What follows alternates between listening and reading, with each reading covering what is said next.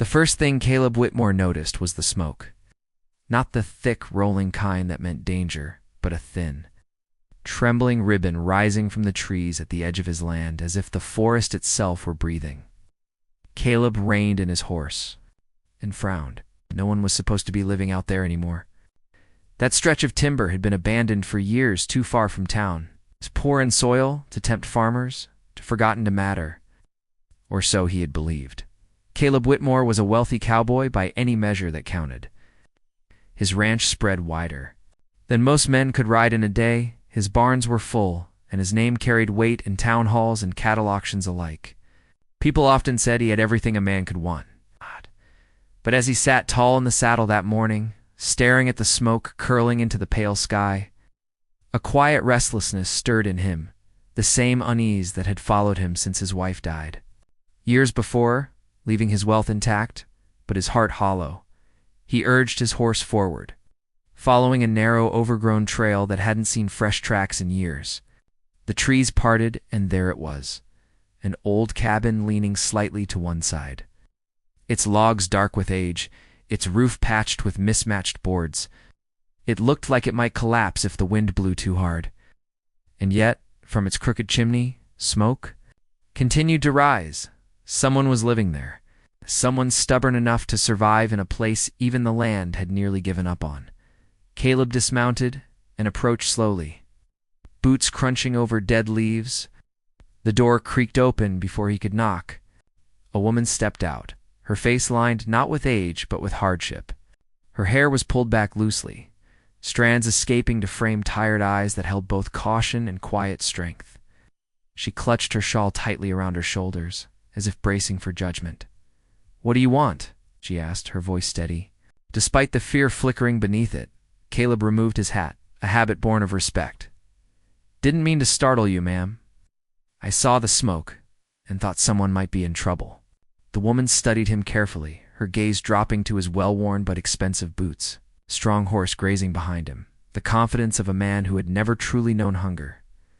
"We're fine," she said, "as fine as we can be." Her name was Eliza Hart, and the we turned out to be her and her young son, Jonah, who peeked shyly from behind the doorframe. Eliza explained that the cabin had belonged to her late father. After her husband died in a logging accident, she had nowhere else to go. The town offered sympathy, but no work. Charity came with whispers and pity she couldn't bear. So she returned to the cabin, fixing what she could, surviving on what little the forest and her own hands could provide. Caleb listened in silence. He had heard stories like this before, widows clinging to scraps of land, mothers choosing pride over comfort. But hearing it while standing in the cold shadow of that cabin made it different, real, heavy. He noticed Jonah's thin frame. Way Eliza's hands were rough and cracked from labor, no one ever thanked her for. "You can't make it through winter here," Caleb finally said, more statement than question. Eliza's jaw tightened. "We've made it through worse." Caleb nodded, sensing the steel beneath her worn exterior. He didn't argue. Instead, he did something no one expected. He tipped his hat again and turned back toward his horse. "I'll be back tomorrow," he said simply. That night, Caleb lay awake staring at the ceiling of his large, empty house. He thought of the cabin's sagging roof, of Jonah's silent eyes, of Eliza's pride standing tall in the face of quiet desperation. For the first time in years, his wealth felt heavy not as a blessing, but as a responsibility he had been avoiding. The next morning, he returned not alone. Wagons rolled behind him, loaded with lumber, tools, food, and warm blankets. Hands followed, confused but loyal. Eliza stood frozen in her doorway as Caleb dismounted and spoke with calm certainty.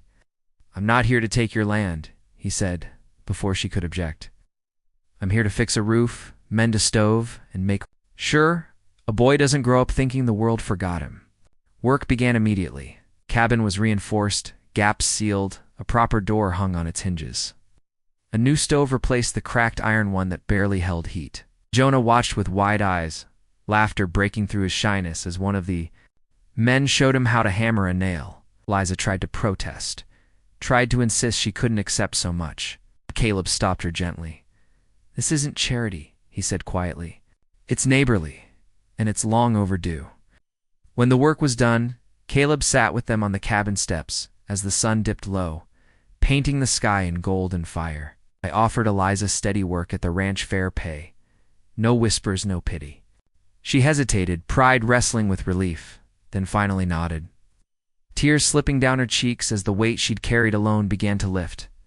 In the weeks that followed, Liza and Jonah's lives changed in ways they hadn't dared imagine. Jonah grew stronger, louder, happier. Eliza stood taller, her laughter returning like a song she'd forgotten she knew. And Caleb found something unexpected blooming in his own chest. Not romance. Not yet, but purpose. A sense that his wealth meant something only when it was used. To lift someone else out of the shadows? People in town talked, as they always did. Some praised him, others questioned his motives. Caleb didn't care. He'd seen the truth with his own eyes. A woman surviving against all odds. It's a child waiting for someone to notice, and a moment that demanded action instead of indifference. Years later, when the cabin stood sturdy and warm, when Jonah ran across open fields with the confidence of a boy who knew he belonged somewhere, Caleb would often think back to that thin ribbon of smoke rising into the sky. A small sign, an easy thing to ignore. He was grateful he hadn't, because that day, in choosing to stop and care, Caleb Whitmore learned that true wealth isn't measured by land or cattle or gold, by the lives you change when you decide not to ride past someone in need.